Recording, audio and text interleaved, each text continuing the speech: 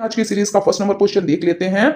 -5/9 का घन है। अब घन का मतलब क्या होता है? किसी संख्या का घन यानी उसके ऊपर 3 की घात यानी 3 बार गुणा करना है ना। तो अगर इस तरह भी लिखा होता तो आप वही चीज करते जो यहाँ पे लिखा हुआ है, ठीक है ना। तो ये यहाँ पे आपकी 3 लग गया यानी ये घात लग गई, ठीक है ना। क्या है? किसी संख्या का घन यानी उसके ऊपर 3 की घात यानी 3 बार गुणा, ठीक है। अब देख लेते हैं इसको सॉल्व कैसे करते हैं। यहाँ पे -5, तो -5 को 3 बार लिखना है। -5 गुणे -5 गुणे -5।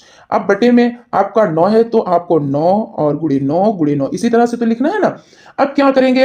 अब हम इसको इसको गुणा करेंगे तो 55 25 और 25 पंजे 125 कितना होता है? तो 125। अब यहाँ पे इसको भी समझ लेते हैं। आपका माइनस था, है ना, ये माइनस है तो माइनस माइनस कितना हो जाता है? प्लस हो जाता है और प्लस माइनस माइनस हो जाता है। यहाँ पे विषम संख्या है यानी 3 है तो आपका माइनस में आएगा। यहाँ पे मान लीजिए 4 संख्याएं होती तो आपका सम में आता है, यानी 4 संख्या यानी सम में आता है तो सम का मतलब हो जाता है प्लस में। यहाँ पे होता कितना होता? तो प्लस में होता। लेकिन यहाँ पे 3 है, 3 हो जाते हैं, 5 हो जाते हैं, 7 नंबर हो जाते हैं। इस तरह से जितने भी नंबर आते हैं वो माइनस के रहेंगे। तो इस तरह से आप चीजों को समझें। उसके बाद आपको क्या करना है? 9 का गुणा करना है 9 से। 9 नमा 81 हो जाता है और 81 नमा कितना हो जाता है? तो 81 नमा हो जाता है 729। आपको जैसे नहीं आ रहा है तो आप इसका गुणा कर ले, यानी 81 को आप किससे गुणा करेंगे? तो 81 को आप 9 से गुणा करेंगे तो आपका आंसर निकल कर आ जाएगा, यानी 9 एकड़ नम तो 9 हो जाता है, 9 अट्ठी 72 हो जाता है। देखिए आपका निकल कर आ गया यानी 729 हो जाता है। अब आप देख ले माइनस के 125 बटे 729 किस ऑप्शन में है?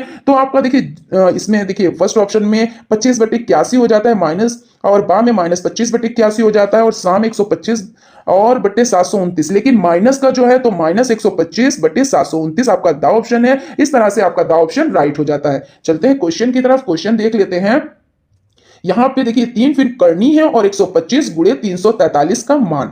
अब इसको क्या करना है? आपको घनमूल बहुत अच्छे से पता होंगे। जैसे एक का कितना होता है? तो एक का एक ही रहता है, एक को आप चाहे जितनी बार गुणा करेंगे एक ही तो आएगा। अब 2 का कितना हो जाता है? तो 2 का 8, यानी घन जो होता है 2 इसको, तो इसको मतलब क्या होता है? 3 बार लिखना होता है। तो 2 गुणे 2 गुणे 2, है ना। तो 2 दूना 4 दूना 8, यानी इसका कितना निकल कर आ गया? तो 8 निकल कर आ गया। आपने लिख दिया यानी 125 और यहां पे आपका ये 3 हो जाता है 125 और गुणे आपका हो जाता है 343, ठीक है ना। तो 125 किसका है? तो ये 5 का हो जाता है ना। अब यहाँ पे गुणे का निशान है तो आप गुणे का निशान लगाएंगे। और 343 किसका है? तो ये 7 का हो जाता है ना। अब कुछ इस तरह से ये बन गया, आपका तैयार हो गया। अब आपने क्या किया? 5 7 35, है ना। जब गुणे में है तो इसको गुणा ही तो करेंगे तो 5 7 35 हो जाता है। अब देखिए आपका 35 किस ऑप्शन में है? यानी कि आ ऑप्शन में है, यही राइट आपका हो जाता है। तो आप लोग इनको 1 से 15 तक तो बिल्कुल ही अच्छे से याद कर लेंगे। उसके बाद आपका जो क्वेश्चन हो जाता है वो है 0.00008 का घनमूल है। यहां पे आपको क्या करना है? इसका घनमूल। अब कुछ इसी तरह से तो आप इसको समझेंगे कि अगर आप इसको जब तोड़ेंगे तो कैसे तोड़ेंगे? तो 0.02 गुणे 0.02 गुणे 0.02, है ना। और ये जो बनके तैयार हुआ यहाँ पे देखिए ये आपका क्या हुआ? 0 दशमलव और कितने टाइम? 5 टाइम 0 है। 1 2 3 4 5, 5 टाइम 0 है ना। 1 2 3 4 5 और यहाँ पे 8 हो जाते हैं। अब आप इसको करें तो 2 दूना 4 दूना 8, है ना। 2 दूना 4 दूना 8 हो जाता है।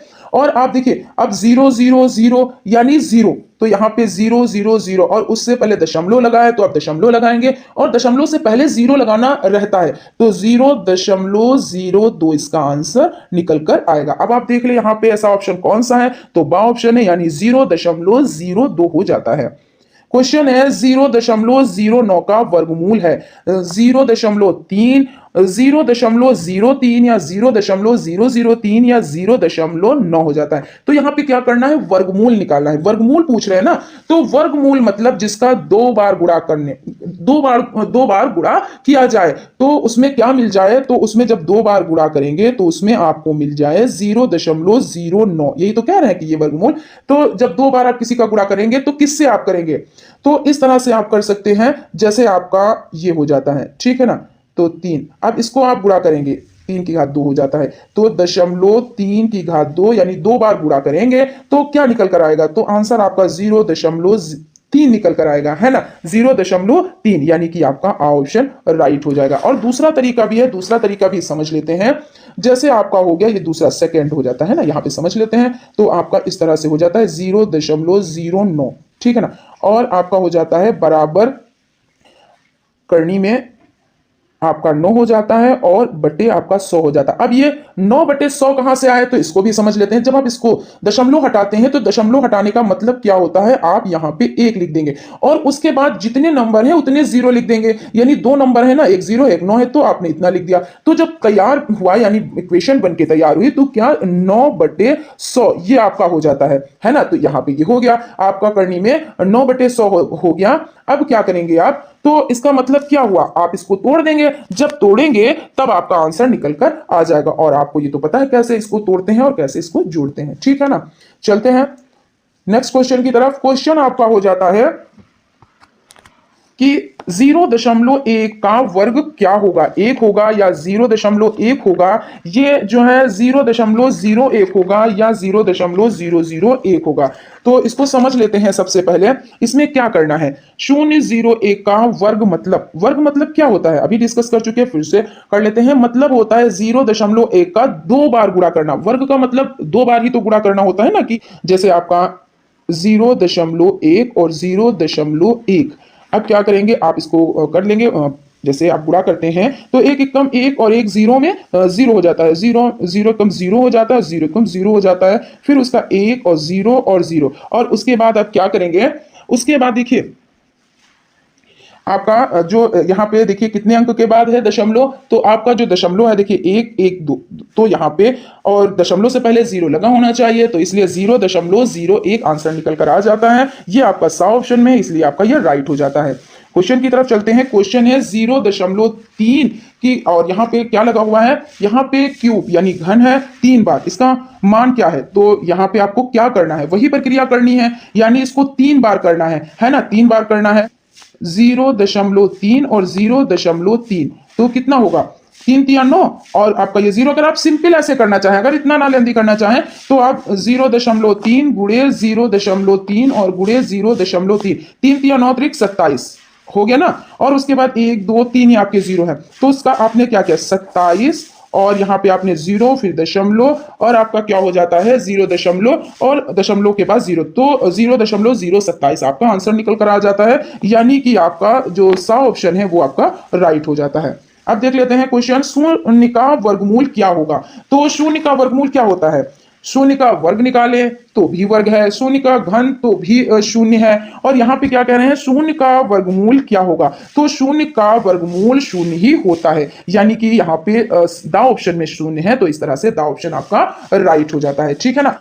6 अंकों की छोटी से छोटी पूर्ण संख्या क्या होगी। सबसे पहले आप ये समझें कि कितने अंकों की पूछ रहे हैं, तो 6 अंकों की पूछ रहे हैं, ठीक है ना। फिर उसके बाद क्या है, छोटी से छोटी संख्या पूछ रहे हैं। अब 6 अंकों की छोटी से छोटी संख्या क्या है और उसकी पूर्ण संख्या क्या होगी, ये चीज देखिए। आप लोग जब सवाल समझेंगे तभी उसको आप सॉल्व कर पाएंगे, ठीक है ना। तो क्या करेंगे, 6 अंकों की छोटी से छोटी पूर्ण संख्या क्या होगी, तो इसके लिए हमें क्या करना होगा, 6 अंकों की संख्या जो सब छोटी से छोटी है, तो कौन हो जाती है, देखिए 1 हो जाता है और 5 बार आप 0 लगा दें, 1 2 3 4 5, आपने 5 बार 0 लगा दी, यानी 1 2 3 4 5 6, टोटल कितने हुए 6 हो गए। यानी 6 अंकों की ये छोटी से छोटी संख्या आपकी हो। अब यहाँ पे आप सबसे पहले इसमें क्या करेंगे, तो सबसे पहले आप इसके जोड़े बनाएंगे, और आप जोड़े बनाएंगे किधर से, तो आप राइट हैंड की तरफ से बनाएंगे, है ना। तो राइट हैंड की तरफ से आपने जोड़े बनाए, जोड़े आपके टोटल बने 3, और क्या करेंगे 3 3 9, 3 3 9, यानी इसमें क्या होता है कि एक नंबर कम रह जाए लेकिन एक नंबर ज्यादा ना हो। और अगर हम 3 3 9 ना करके 4 चक्कू 16 कर दें तो बहुत ज्यादा चला जाएगा। 10 से भाई 16 काफी बड़ा होता है ना। तो ना तो हम इसको 2 से कर सकते हैं, 2 दूना 4 ही रहेगा तो बहुत छोटा है, और 4 से करेंगे तो बहुत बड़ा हो जाएगा। यानी कि 3 से हम इसको क्या कर सकते हैं, हम इसको 3 से कर सकते हैं, यानी 3 3 और 9 हो जाता है, ठीक है ना। अब जो नंबर यहां पे आया है वही नंबर हम यहां पे नीचे उतार लेंगे।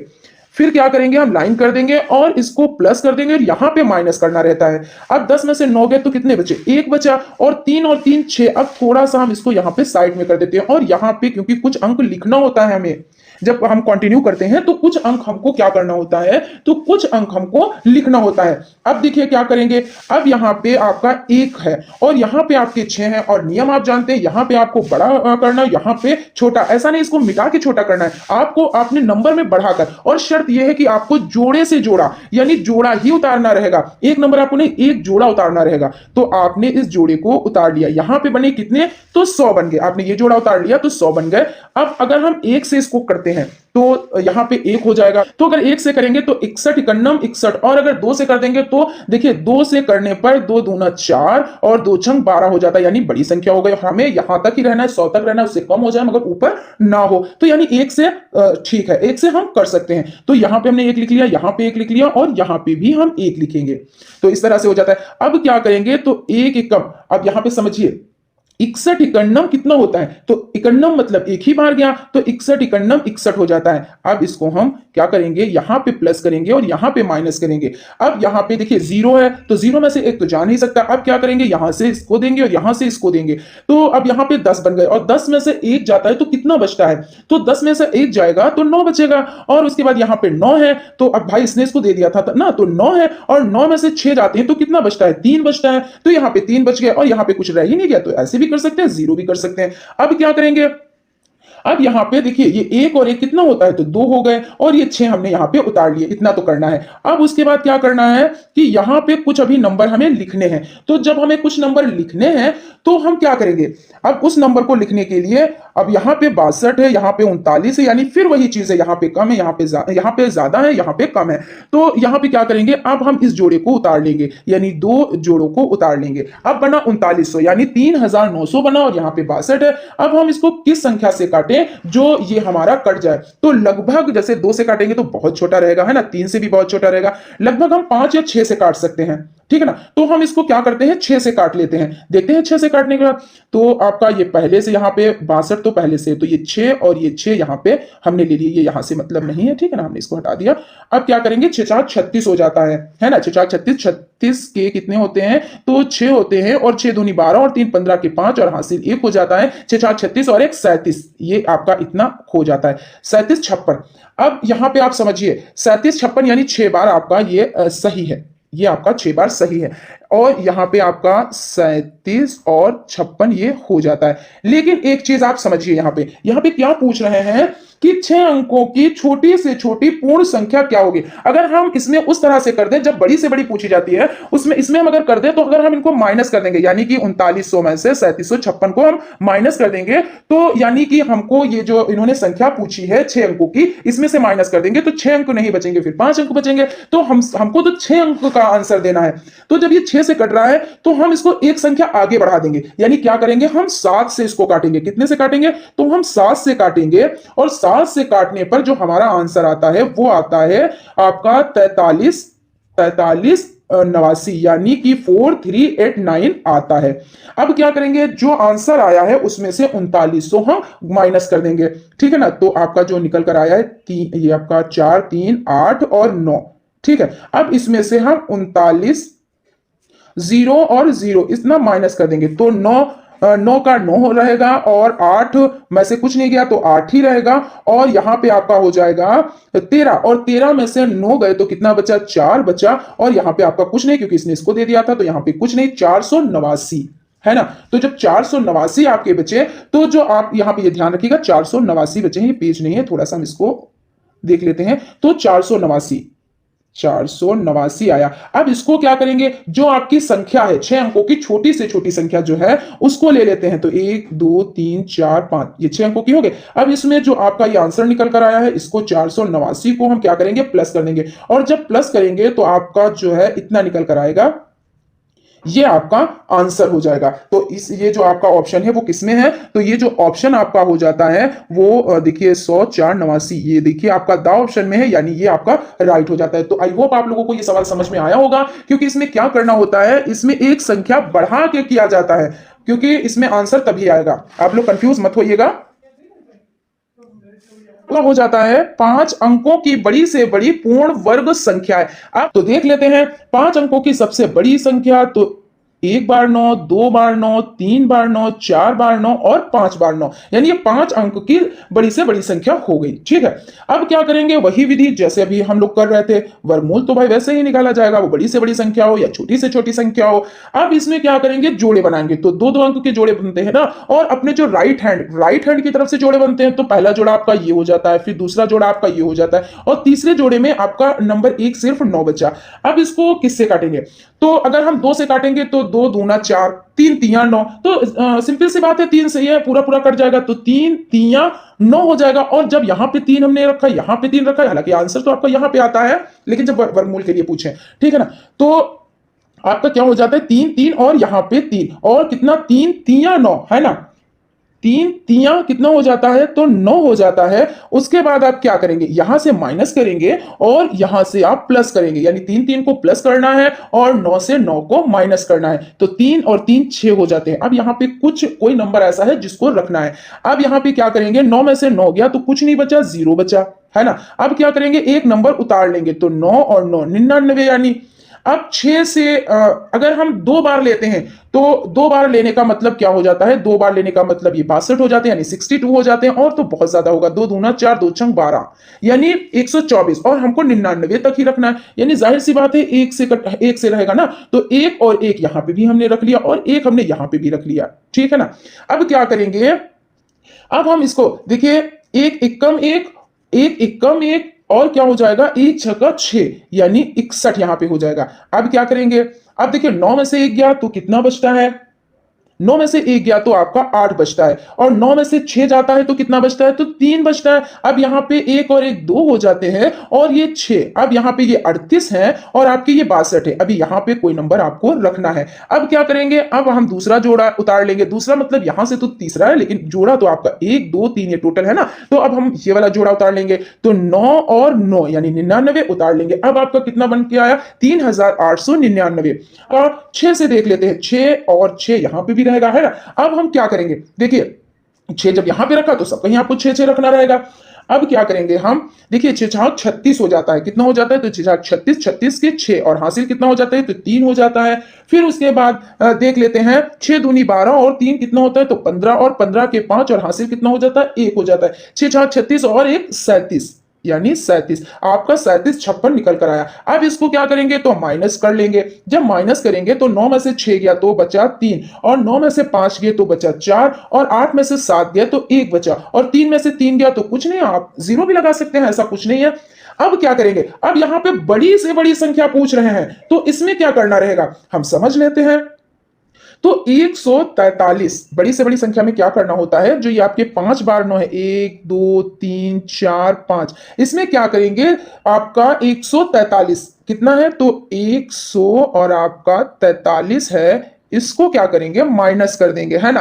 तो 9 में से 3 गया तो आपका 6 हो जाता है, 9 में से 4 गया तो आपका 5 हो जाता है, और 9 में से 1 गया तो आपका 8 हो जाता है, और उसके बाद आपका 9 और 9 हो जाता है, यानी कि आपका 99 8 56 ये निकल कर आया है। आप देख ले कहां पे ये ऑप्शन है, तो 99 8 56 आपका सा ऑप्शन में है, यहाँ पर 99 8 56 आपका सा ऑप्शन में हो जाता है। इस तरह से आपका सा ऑप्शन राइट हो जाता है।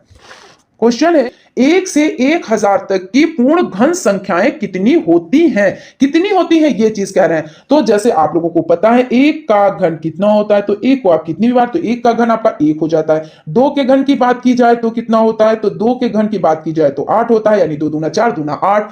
3 के घन की बात की जाए तो कितना होता है, तो 3 3 9 त्रिक 27 हो जाता है ना। फिर आपका 4 के घन की बात की जाए तो 4 का घन आपका हो जाता है 4 चक्कू 16 चक्कू 64 हो जाता है ना। इसी तरह 5 का घन 55 25 125, यानी 5 का घन कितना होता है, तो 5 का घन 125 होता है, 5 का घन 125 होता है। 6 का घन 6 36 और 36 चक्का 216 हो जाता है, यानी कि 6 का घन आपका 216 हो जाता है। इसी तरह 7 का घन हो जाता है, कितना हो जाता है, 7 7 49 343 कितना हो जाता है, तो 343। 8 का घन आपका हो जाता है 8 28 64, और 64 ठीक कितना होता है, तो आपका 512 हो जाता है, यानी कि 8 का घन 512 हो जाता है। इसी तरह 9 का घन कितना हो जाता है, तो 9 का घन 9 9 81, और 81 9 कितना होता है, तो 729 हो जाता है, कितना होता है, तो 729 हो जाता है। और 10 का, तो 10 का आपका घन हो जाता है 1000, कितना हो जाता है, तो 1000। अगर 11 की बात करें तो इस तरह से 11 का घन 13 31, लेकिन यहां पे बात जो हो रही है वो 1 से 1000 तक की पूर्ण घन संख्याएं कितनी होती हैं, तो आप काउंट कर लें। एक, ये 1 का घन है तो 1 2 3 4 5 6 7 8 9 और 10, यानी टोटल कितनी होती हैं, तो 10 संख्याएं, यानी कि 1 से 1000, यानी एक घन करते हैं तो एक आता है, और तो 10 संख्याएं होंगी पूर्ण घन की। कितनी होंगी? तो पूर्ण घन की 10 संख्याएं होंगी। इस तरह से आपका जो ऑप्शन है दा यानी 10, तो ये आपका राइट हो जाएगा। क्वेश्चन है आपका, सबसे छोटी पूर्ण घन प्राकृतिक संख्या कौन सी है? तो सबसे छोटी पूर्ण घन प्राकृतिक संख्या तो आपकी एक हो जाती है, यानी कि बा ऑप्शन आपका राइट हो जाता है। क्वेश्चन है 201 स्क्वायर गुणे 200 माइनस 200 क्यूब का मान ज्ञात कीजिए। तो इसको आप किस तरह से सॉल्व करेंगे, इसको समझ लेते हैं। जो आपका ये क्वेश्चन हो जाता है 51 नंबर का क्वेश्चन हो जाता है। अब इसमें क्या करेंगे, तो 200 कॉमन ले लीजिए। सबसे पहले क्या करेंगे, 200 कॉमन ले लेंगे, तो आपका हो जाएगा 200 और इसके अंदर 201 स्क्वायर माइनस 200 और आपका स्क्वायर हो जाएगा। अब आपका हो जाता है यहाँ पे ए स्क्वायर माइनस बी स्क्वायर से, है ना, ए स्क्वायर माइनस बी स्क्वायर बराबर ए प्लस बी, और आपका हो जाता है ए माइनस बी, ए माइनस बी, ए प्लस बी, ए माइनस बी। यहां पे देख लेते हैं। तो आपका सबसे पहले क्या हो जाता है, बराबर में 200 और आपका 201 प्लस 200 और गुणे आपका हो जाता है। अगर नहीं भी यहाँ पे तो आप तो अंडरस्टूड है ये चीज की गुणे का निशान लगता है ना। तो ये 201 माइनस आपका 200, ठीक है ना, इस तरह से। उसके बाद है बराबर 200 गुणे 401। अब जब आप इसमें प्लस करेंगे ना 201 और 200 को, तो 401 होगा, और गुणे कितना होगा, तो आपका यहाँ पे देखिए माइनस है ना, ए प्लस बी और ए माइनस बी में, तो 201 माइनस 200 यानी कि 1। अब क्या करेंगे, 200 गुणे 401 कितना, तो 401। उसके बाद आपका जब आप इसको सॉल्व करेंगे तो आपका जो आंसर निकल कर आएगा वो 80,200, यानी कि काई दहाई सैकड़ा हजार 10,000 80,200 आपका होगा। अब आप इसमें देख लें कहां पे ये ऑप्शन है, तो आपका ऑप्शन बा है। ये देखिए आप देख सकते हैं, तो बा ऑप्शन आपका राइट हो जाएगा, ठीक है ना। उसके बाद क्वेश्चन है आपका, किसी युगपत समीकरण को हल करने में कितनी विधियों की सहायता ली जा सकती है? कितनी विधियों की, तो 3 या 4 या 2 या 1। तो किसी युगपत समीकरण को हल करने में कितनी विधियों की सहायता ली जा सकती है? तो युगपत समीकरण में 2 चर राशियां होती हैं। इसको हल करने के लिए कम से कम 2 राशियां होती हैं, और इसमें 2 विधियों की सहायता ली जाती है। कौन कौन सी 2 विधियों की सहायता ली जाती है? तो आपकी प्रतिस्थापन विधि हो जाती है और विलोपन विधि हो जाती है ना। तो इस तरह से आपका जो आंसर हो जाता है वो सा ऑप्शन यानी कि 2 हो जाती है। क्वेश्चन है, विद्यालय की बास्केटबॉल टीम द्वारा 10 मैचों में प्राप्त अंक निम्नवत हैं: 10, 12, 8, 9, 11, 19, 13, 10, 20 और 22। मैच के आंकड़ों की माध्यका बताओ। तो इसमें कौन सा ऑप्शन राइट होगा, 13.5 या 11 या 9 या 11.5। तो इसको सॉल्व कर लेते हैं। सबसे पहले इसमें क्या करते हैं, सबसे पहले माध्यका निकालने के लिए जो भी आंकड़े दिए जाते हैं उन्हें क्रम में लगाते हैं, है ना। तो एक क्रम में हम इसको लगा लेते हैं। तो सबसे छोटी संख्या आप इसमें देख सकते हैं, देखिए आपकी 8 हो जाती है ना। तो हम 8 लिख लेते हैं। उसके बाद 8 के बाद कौन सी संख्या हो जाती है, तो आपकी 9 हो जाती है, तो 9 लिख लेते हैं। फिर 9 के बाद यहाँ पे 10 संख्या लिख लेते हैं। और यहाँ पे ध्यान दीजिएगा, जैसे रिपीटेड संख्या है, जैसे 10 2 बार आया है, तो हम उसको एक ही साथ में लिखेंगे। ऐसा नहीं है कि अलग अलग। तो जब 10 है तो भाई हम जब सीरियल वाइज लगाएंगे, यानी आरोही क्रम में लगाएंगे। आरोही क्रम का मतलब होता है छोटे से बड़े में। तो हम जो अगर 10 है 2 बार, तो हम दोनों बार पहले लिख लेंगे, ठीक है ना। तो यहाँ पे 10 हो जाता है। फिर उसके बाद 10 के बाद क्या है, तो आप देख सकते हैं यहाँ पे 11 है, तो 11 को लिखेंगे। फिर उसके बाद कितना है, तो 12 हो जाता है। 11 के बाद यहाँ पे देखिए 12 है और वो एक बार है, ठीक है ना, फिर वो लिख लेंगे। फिर उसके बाद 12 के बाद कितना है, तो 13 है, तो इसको 13 को लिख लेंगे। फिर उसके बाद 13 के बाद कितना है, तो 20 यहाँ पे है ना, तो 20 लिख लेंगे। और 20 के बाद आपका 22 हो जाता है। अब देख लेंगे उतनी ही संख्या हमने लिखी है जितनी है पहले से। तो हम काउंट कर लेते हैं 1 2 3 4 5 6 7 8 9 10। यहाँ पे 10 है। और जो अभी इसको आरोही क्रम में लगाया उसको भी देख लेते हैं, 1 2 3 4 5 6 7 8 9। यहाँ पे 9 है, 1 2 3 4 5 6 7 8 9। अब देखिए यहाँ पे कोई संख्या ऐसी है जो छूटी हुई है, जैसे 8 9 10 10 11 और 12 13 और उसके बाद यहाँ पे 19 होना चाहिए था। देखिए ऐसा हो जाता है क्योंकि आपको ये यहाँ पे काउंट करना रहता है। अगर आप काउंट नहीं करेंगे तो आपका जो आंसर निकल कर आएगा वो गलत निकल कर आएगा, है ना। तो इस तरह से आप इसको काउंट कर लेंगे, यानी कि अब हमारा यहाँ पे ये जो सीरीज है ये सही है। अब क्या करेंगे, जो संख्याएं दी गई है तो 10 है यानी सम है, और सम और विषम तो आप जानते हैं कि दो अलग अलग सूत्र होते हैं, सम का अलग होता है और विषम का अलग होता है। एक चीज ध्यान रखिएगा, जब सम संख्या होगी तो सूत्र दूसरा लगेगा, है ना, सूत्र दूसरा लगता है, और जब विषम संख्या होती है तो सूत्र दूसरा लगता है। तो यहां पे कौन सा है, तो यहां पे सम है, यानी नंबर आपके कैसे हैं, तो 10 है, यानी कैसे हैं, तो सम हो जाते हैं। अब जो सूत्र है उसकी बात कर लेते हैं। तो जो आपका सूत्र है वो आपका हो जाता है माध्य का और बराबर है 1/2 और n/2, दोवां पद n/2वां पद हो जाता है, और हो जाता है प्लस n/2 प्लस 1, और ये आपका क्या हो जाता है, वां पद, यहां पे वां पद, ठीक है ना। इस तरह से आप सूत्र लिखेंगे। अब क्या करेंगे कि बराबर 1/2 और पांचवां पद प्लस 6वां पद, क्या करेंगे, प्लस 6वां पद। अब यहां पे सॉल्व कर लेंगे।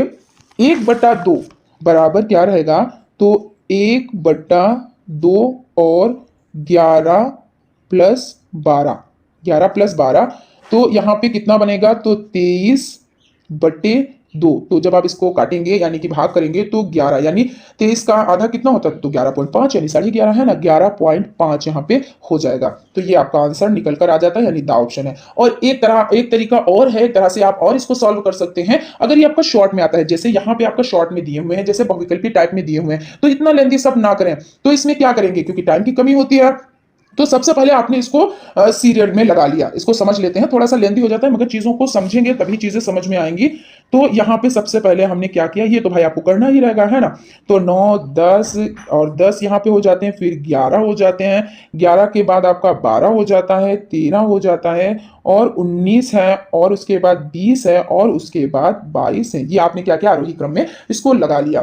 फिर उसके बाद आपने क्या किया, यहाँ पे काउंट कर लिया, 1 2 3 4 5 6 7 8 9 10, यानी ये सम संख्या। अब इसमें हम सम में क्या करते हैं, तो दो संख्या लेते हैं, क्योंकि बीच की संख्या से कैसे आप भाई लेंगे, 10 में से आप आधा आधा करेंगे तो 5 होंगी, 5 इधर हो जाएंगे, 5 इधर हो जाएंगे, बीच में कुछ बचेगा ही नहीं। लेकिन इसमें क्या करना होता है, जैसे 1 2 3 4 हमने ये संख्या इसको अलग कर ली, फिर उसके बाद 1 2 3 4 ये संख्या हमने इसको अलग कर लिया। अब बची कितनी संख्या, 11 और 12, दो संख्या बची। इसको क्या किया हमने, 11 और प्लस 12 को हमने क्या किया, जोड़ लिया। तो आंसर कितना आया, आंसर निकल कर आया आपका 23, और 23/2 कर दीजिए और इसको काट दीजिए, तो आपका आंसर निकल कर कितना आ जाएगा, 11.5। तो हमने बताया क्योंकि हमको समझाना है आप लोगों को, इसलिए हमको टाइम लगा। लेकिन जब आप करेंगे तो फटाक से आपने क्या किया, इसको आरोही क्रम में लगाया, इसमें बीच के दो नंबर ले लिए, उसको प्लस कर दिया और उसको भाग कर दिया 2 से, और आपका आंसर निकल कर आ जाएगा, ठीक है ना। अब क्वेश्चन की तरफ चलते हैं। क्वेश्चन है, किसी चक्रीय चतुर्भुज के सम्मुख कोण होते हैं पूरक, समपूरक, न्यून कोण, अधिक कोण।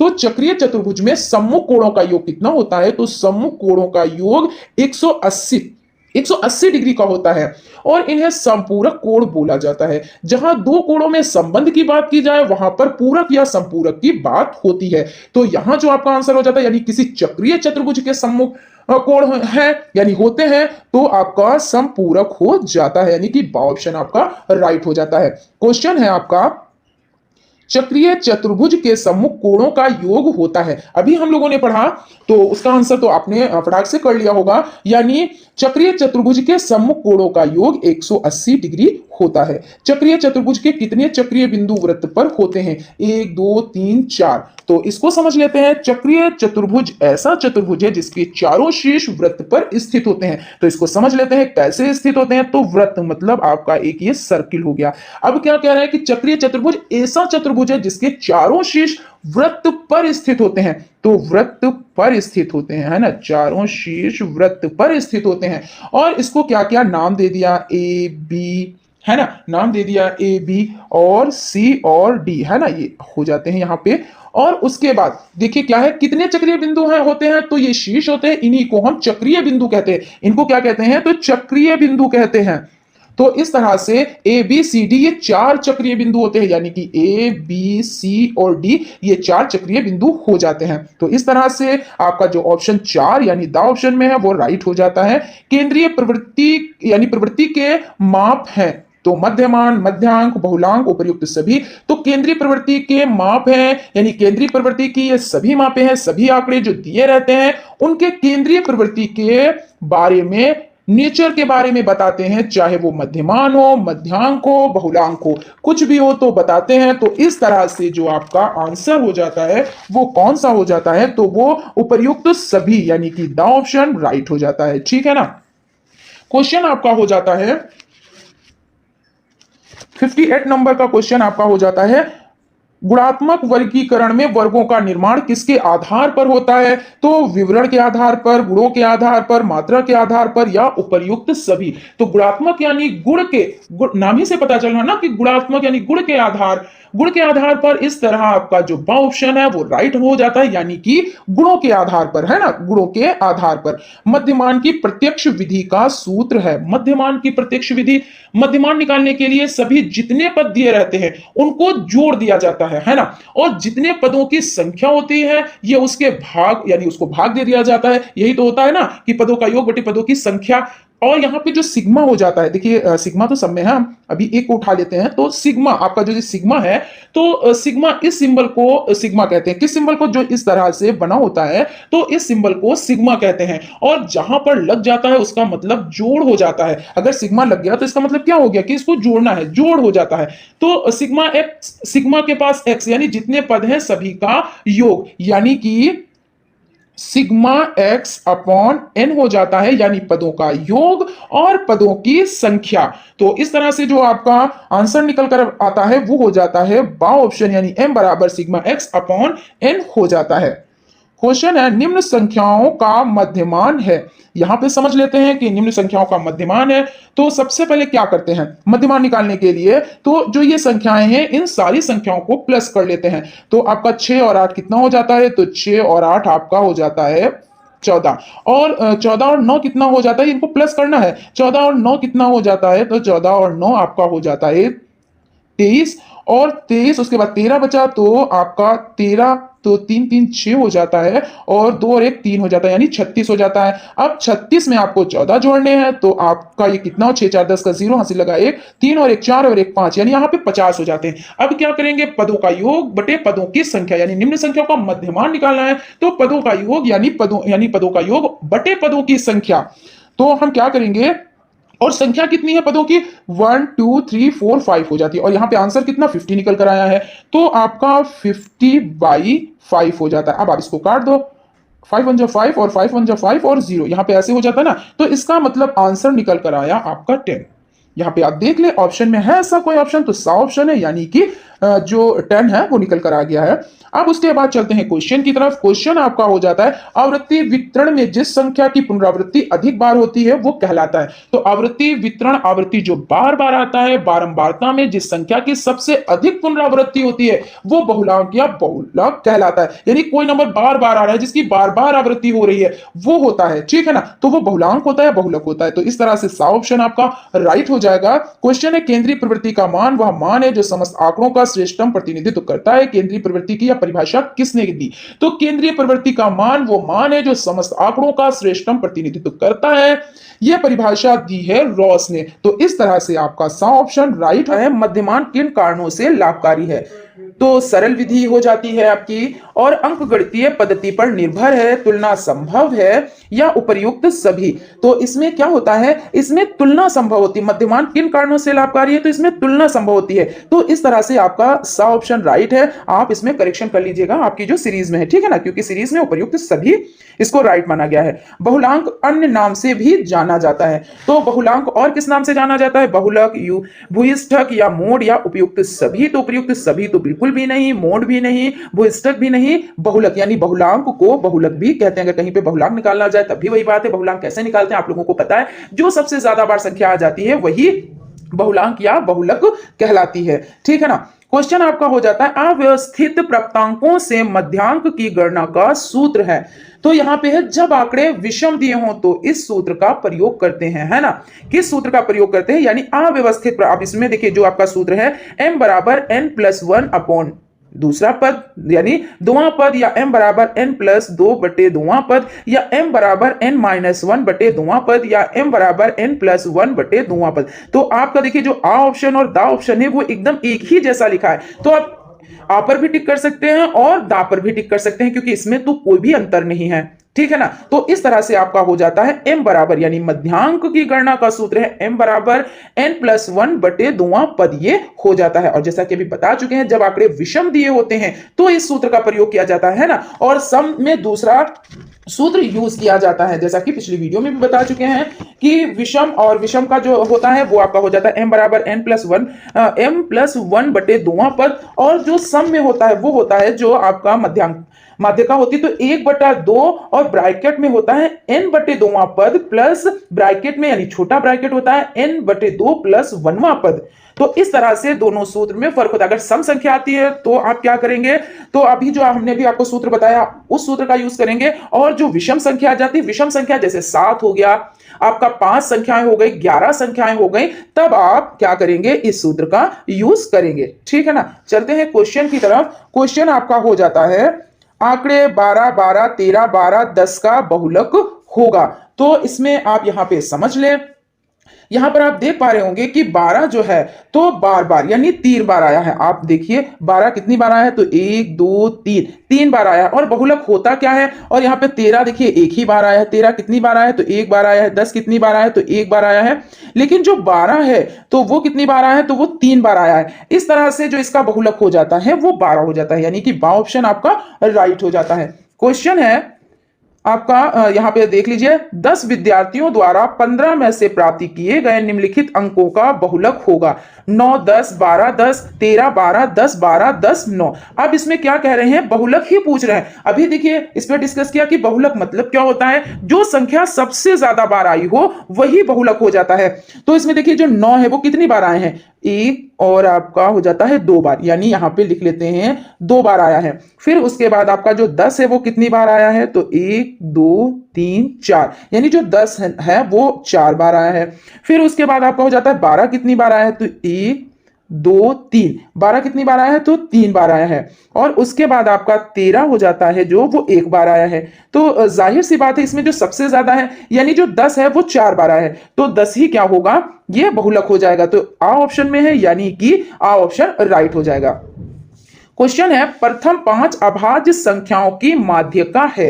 तो इसको किस तरह से समझेंगे कि प्रथम 5 अभाज्य संख्याओं की माध्यिका, तो प्रथम 5 कौन कौन से हो जाते हैं। सबसे पहले प्रथम 5 अभाज्य संख्याओं को लिख लेंगे। अभाज्य संख्याओं में कौन कौन सी, जैसे 2 हो जाता है, 3 और कौन सा, तो 5 और 7 और 11, ये अभाज्य होती हैं, ठीक है ना। और एक क्या है, एक ना तो भाज्य है और ना ही अभाज्य है। अब ये 5 संख्याएं हो गए। अब इनका क्या करेंगे, तो माध्यिका निकालेंगे, क्योंकि यहां पे पहले से ही आरोही क्रम में लिखा हुआ है। अब आप इस तरह के जो क्वेश्चन सॉल्व करते हैं उनको आरोही अवरोही क्रम में लगाना होता है, तो यहाँ पे तो पहले से ही है, ठीक है। तो आप उसको तो नहीं करेंगे, वो आपका एक स्टेप कंप्लीट हो गया। अब क्या करेंगे, माध्यिका, यानी माध्यिका ही तो निकालनी है ना। तो माध्यिका n की वैल्यू कितनी है, तो n की वैल्यू आपकी 5 हो जाती है। कैसे देख लेते हैं 5 कैसे हो जाती है आप लोग, अच्छा देखिए 1 2 3 4 5, ये आपकी 5 नंबर है, यानी आपकी जो वैल्यू है वो 5 है। सूत्र लगा लेते हैं, तो m बराबर n+1 बटे 2वां पद, यानी ये संख्या कैसी है, जैसे 5 है 7 है, ये सब संख्याएं कैसी हैं, तो ये आपकी कैसी हो जाती है, क्योंकि यहाँ पे पूछा गया है कि अभाज्य संख्याओं की माध्यिका निकालनी है। और अगर सम संख्याएं होती हैं यानी कि बराबर, जैसे 6 हो गया, 8 हो गया, 10 हो गया, तो दूसरा सूत्र यूज करते हैं। और जैसे अगर 7 है, 5 है, 11 है, तो दूसरे सूत्र का यूज करते हैं ना। तो यहाँ पे विषम संख्या का सूत्र यूज करेंगे, तो m बराबर n+1 बटे 2वां पद। अब क्या करेंगे, n यानी नंबर है ना, n मतलब नंबर कितने हैं, तो टोटल 5 है, तो यहाँ पे 5 लिख लेंगे। और उसके बाद +1 तो +1 कर देंगे, और उसके बाद 2 हो जाएगा, है ना, 2वां पद हो जाएगा। अब इसको प्लस आप कर देंगे, 6 और 1 यानी 5 और 1 कितना होता है, तो 5 और 1 6 हो जाता है, तो बराबर 6 बटे 2, 2 1 कम 2, 2 3 6, यानी 3वां पद। अब इसमें देख ले 3वां पद कौन सा है, 3वां पद 5 है, यानी 5 आपका राइट आंसर है। ये आपका किस ऑप्शन में है, तो ये आपका सा ऑप्शन में। और यहाँ पे आपको कंफ्यूज करने के लिए 5.5 0.0 दिए हुए हैं, यानी कि आपको सिर्फ यहाँ पे कंफ्यूज किया गया और कुछ भी नहीं। तो यहाँ पे आपका सा ऑप्शन राइट हो जाता है, ठीक है ना।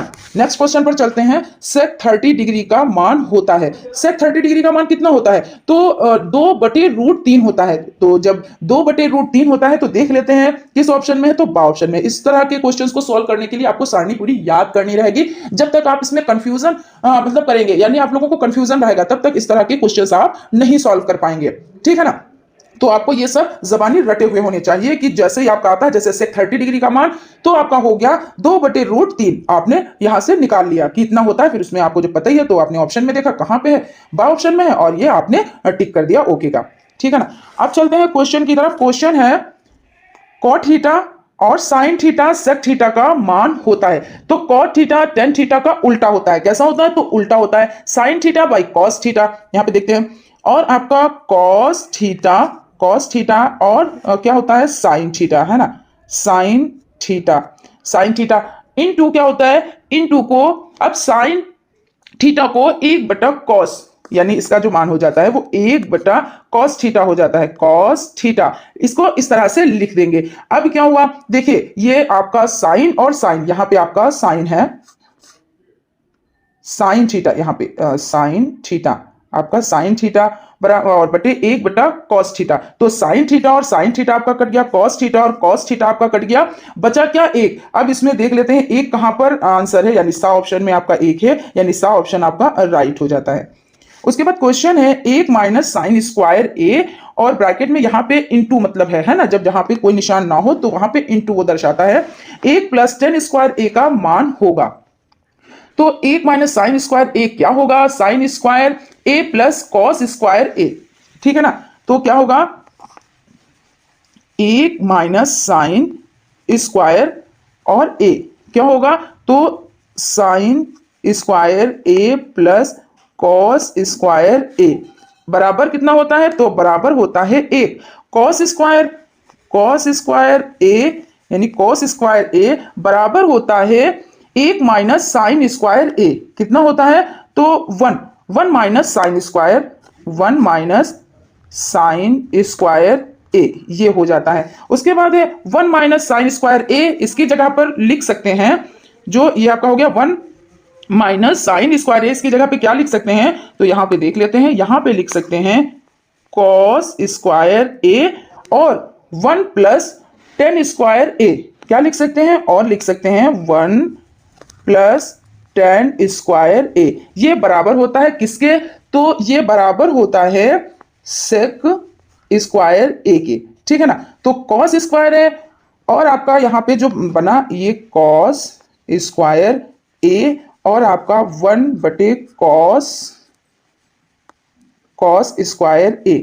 अब यहां पे आप देख सकते हैं कॉस स्क्वायर ए और कॉस, ये कट गया, बचा कितना? 1। यहां पे आपका 1 आंसर आएगा, यानी कि बा ऑप्शन आपका राइट हो जाएगा। बेलन के वक्र पृष्ठ का सूत्र होता है 2πr/h, 2π यानी 2πh, 2πr/h स्क्वायर, इनमें से कोई नहीं। तो बेलन के वक्र पृष्ठ का सूत्र होता है 2πr/h, यानी परिधि गुणे ऊंचाई। तो किस ऑप्शन में है? आ ऑप्शन में है। तो इस तरह से आपका आ ऑप्शन राइट हो जाता है। क्वेश्चन है शंकु की तिरछी ऊंचाई होती है।